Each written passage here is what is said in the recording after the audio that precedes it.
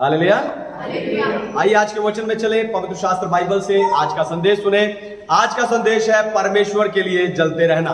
परमेश्वर के लिए जलते रहना। पिछले रविवार मैंने आपको बताया था कि पुराना नियम और नया नियम दोनों आज्ञा देते हैं कि आग बुझनी नहीं चाहिए, और मैंने आपको शैतान द्वारा लगाई आग को अपने अंदर की आग से नियंत्रण करने के विषय में सिखाया था। और अगर आपने पिछले रविवार का वचन नहीं सुना है तो आप एक बार उसे जरूर सुन लीजिए, तभी ये आज का वचन आपके जीवन में अधिक फलदायक हो पाएगा।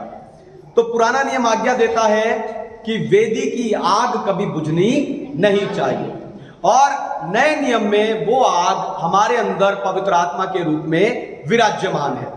अब नया नियम फिर से आज्ञा देता है कि आत्मा को ना बुझाओ, यानी उसे जलने दो। पर आपको बताऊं, आग का स्वभाव है बुझना। जो आग लगी है वो बुझेगी जरूर। तो अपने अंदर की आग को कैसे जलाए रखना है, यही आज मैं आपको बताकर उत्साहित करने जा रहा हूं। लेकिन उससे पहले मैं चाहता हूं इस वीडियो के जरिए दुनिया भर से जितने विश्वासी स्पिरिचुअल पैशन असेंबली यानी आत्मिक उत्साह की सभा से जुड़े हैं, हम जोरदार तालियों से उनका स्वागत करें।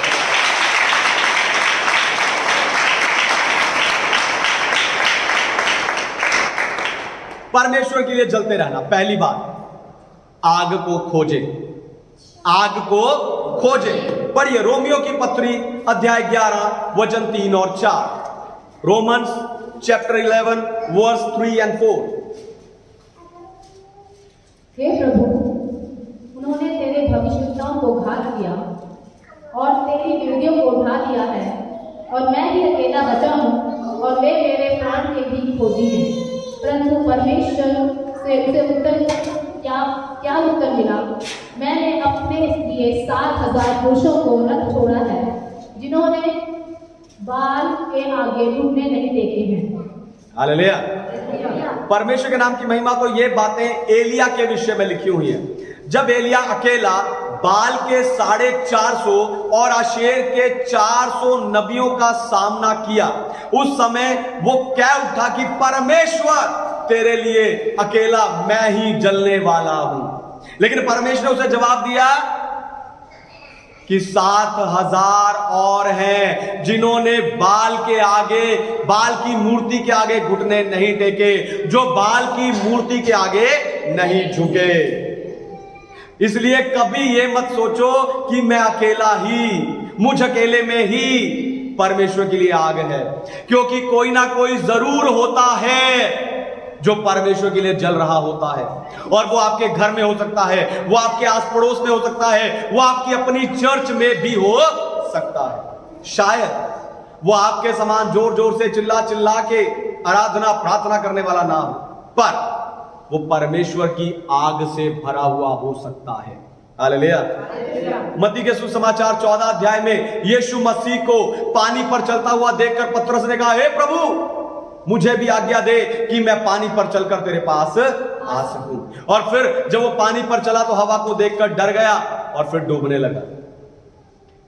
आपको बताऊं, हर विश्वासी, हर प्रचारक पतरस के उत्साह और अविश्वास की बात करता है, लेकिन उन 11 लोगों का क्या जो यीशु की बात मानकर उस नाव में बैठे रहे?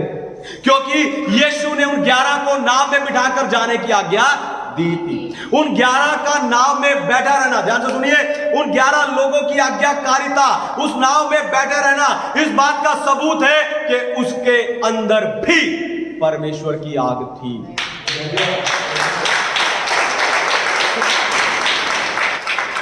उन 11 चेलों की आज्ञाकारिता बताती है कि उनके अंदर भी परमेश्वर की आग थी। ऐसी आग वाले एक व्यक्ति को ढूंढिए, ध्यान से सुनिए, ऐसी आग रखने वाले एक व्यक्ति को ढूंढिए और उसके साथ लगातार संगति कीजिए। मैं कहता हूं, संगति का ये तेल आपके अंदर और उस व्यक्ति के अंदर इस आग को जलाए रखेगा। परमेश्वर के लिए जलते रहना। दूसरी बात, आग को खिलाएं। आग को खिलाएं। आग क्या खाती है? तेल। आग क्या खाती है? आपको पता है बाइबल में 200 से भी ज्यादा बार तेल शब्द का इस्तेमाल हुआ है। लेकिन हम विश्वासी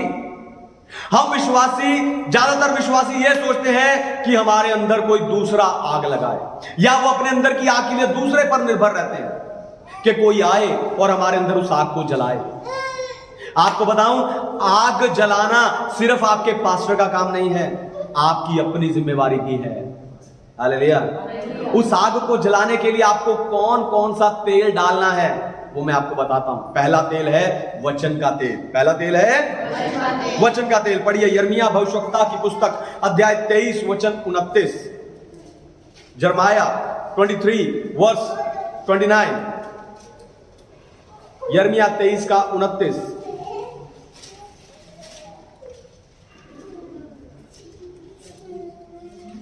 यहोवा की ये भी वाणी है, क्या मेरा वचन आग सा नहीं है?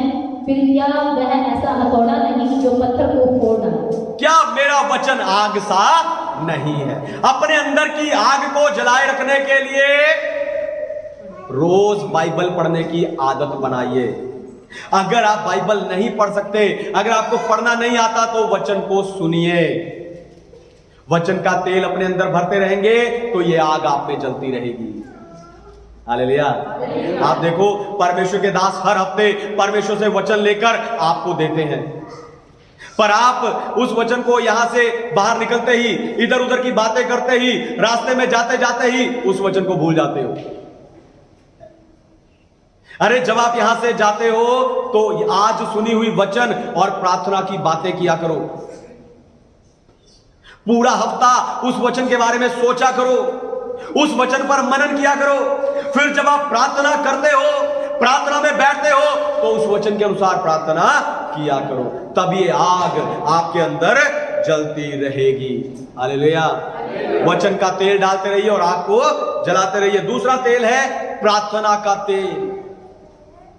दूसरा तेल है, पढ़िए भजन संहिता अध्याय 141 वचन 2, साम्स चैप्टर 141 वर्स 2।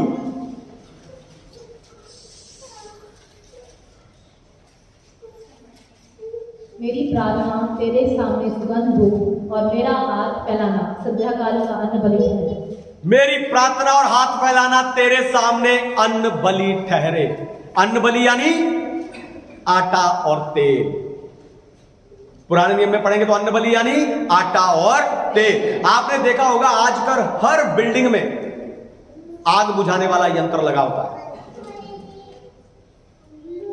ताकि अगर वहां आग लग जाए तो उसे इस्तेमाल करके उस आग को बुझाया जा सके। आपको बताऊं, आपके अंदर की आग को बुझाने वाला यंत्र है प्रार्थना और वचन की कमी। दोबारा सुनिए, ध्यान से सुनिए। आपके अंदर की आग को बुझाने वाला यंत्र है वचन और प्रार्थना की कमी। जब आप वचन और प्रार्थना नहीं करते, आप अपने आप से भरने लगते हो और शैतान आपको इस्तेमाल करने लगता है।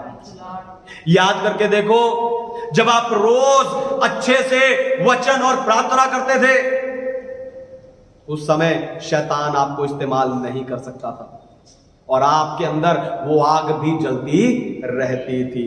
हालेलुया।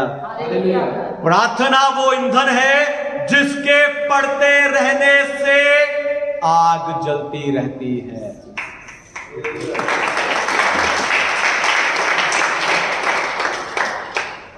तीसरा तेल है पवित्र आत्मा की भरपूरी का तेल। तीसरा तेल है पढ़िए इफिसियों की पत्री अध्याय 5 वचन 18। Efficiency chapter 5 verse 18।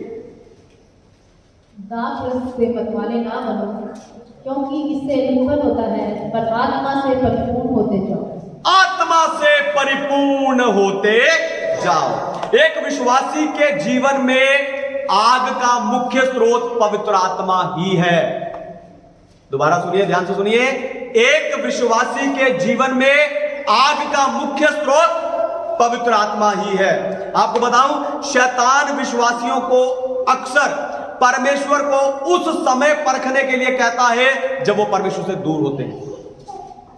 दोबारा सुनिए, ध्यान से सुनिए। शैतान विश्वासियों को अक्सर उस समय परमेश्वर को परखने के लिए कहता है जब वो विश्वासी परमेश्वर से दूर होता है, यानी उसके जीवन में प्रार्थना ना हो, वो चर्च के लोगों से, परमेश्वर के लोगों से दूर हो, जब उसके अंदर अभिषेक और आग की कमी हो, ऐसे समय में शैतान कहता परख के देख परमेश्वर। पता क्यों? क्योंकि शैतान जानता है कि पवित्र आत्मा से भरे हुए व्यक्ति को बहकाया नहीं जा सकता। एक खाली व्यक्ति बहक सकता है, भटक सकता है, लेकिन पवित्र आत्मा से भरा हुआ व्यक्ति बहकाया नहीं जा सकता। क्योंकि लूका रचित सुसमाचार अध्याय 4 में एक बार शैतान ऐसा करके बड़ी बुरी तरह हार चुका है। जब प्रभु यीशु मसीह बपतिस्मा लेकर पवित्र आत्मा से भरे हुए जंगल में गए तो वहां शैतान यीशु को हरा नहीं पाया। आपको बताऊं, शैतान आज तक उस हार को भूला नहीं है। ध्यान से सुनिए, शैतान आज तक उस हार को भूला नहीं है, इसीलिए वो पवित्र आत्मा से भरे हुए व्यक्ति को नहीं छेड़ता। हालेलुया। इसीलिए आज भी वो पवित्र आत्मा से भरे हुए व्यक्ति को नहीं छेड़ता। आपको बताऊं, पवित्र आत्मा हर विश्वासी को दिया गया है। जो भी मुझे सुन रहा है, आपको बताऊं, पवित्र आत्मा हर विश्वासी को दिया गया है, आपको भी दिया गया है, लेकिन उसे भरपूरी तक बहुत कम लोग ले जाते हैं। उसे भरपूरी तक, परिपूर्णता तक बहुत कम लोग ले जाते हैं। लेकिन जितना आप पवित्र आत्मा से भरते रहोगे उतना आग में बढ़ते रहोगे। हालेलुया। इसलिए पवित्र आत्मा से परिपूर्ण होते जाओ। परमेश्वर के लिए जलते रहना, उसमें तीसरी और आखिरी बात, आग बुझ सकती है। तीसरी और आखिरी बात, आग बुझ सकती है। पढ़िए निर्गमन की पुस्तक अध्याय 3 वचन 3, एक्सोडस चैप्टर 3 वर्स 3।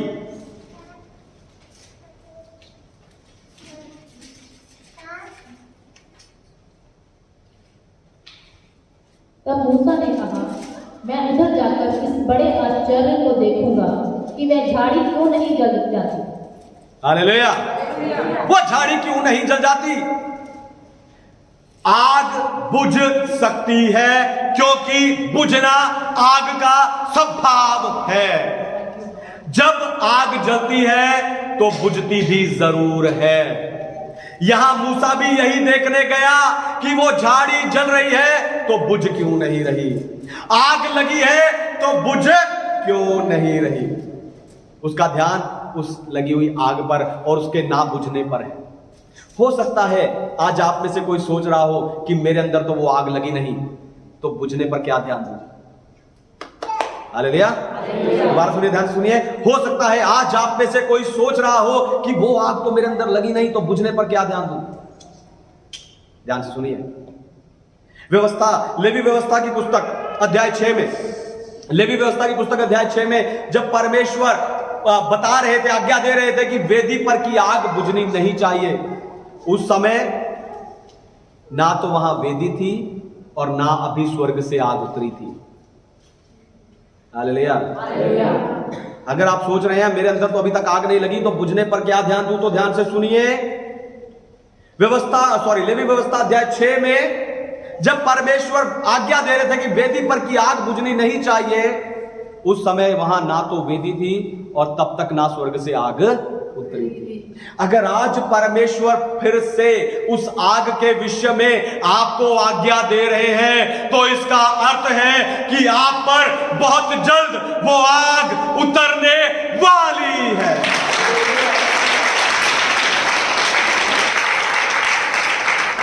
पर उसके लिए जरूरी है कि आप आग को अपने जीवन का प्रसंग बनाएं, आग को अहमियत दें, आप आग को मुख्य हिस्सा दें, आप आग को अपने जीवन का प्रसंग बनाएं।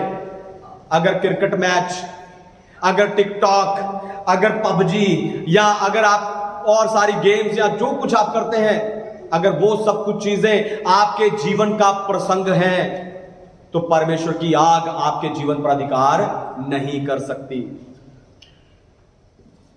याद रखिए, आपको परमेश्वर की आग को अपने जीवन में मुख्य प्रसंग बनाना है और बाकी सब चीजें उसके आसपास होनी चाहिए। केवल तभी आपके जीवन में परमेश्वर के लिए आग जलती रहेगी।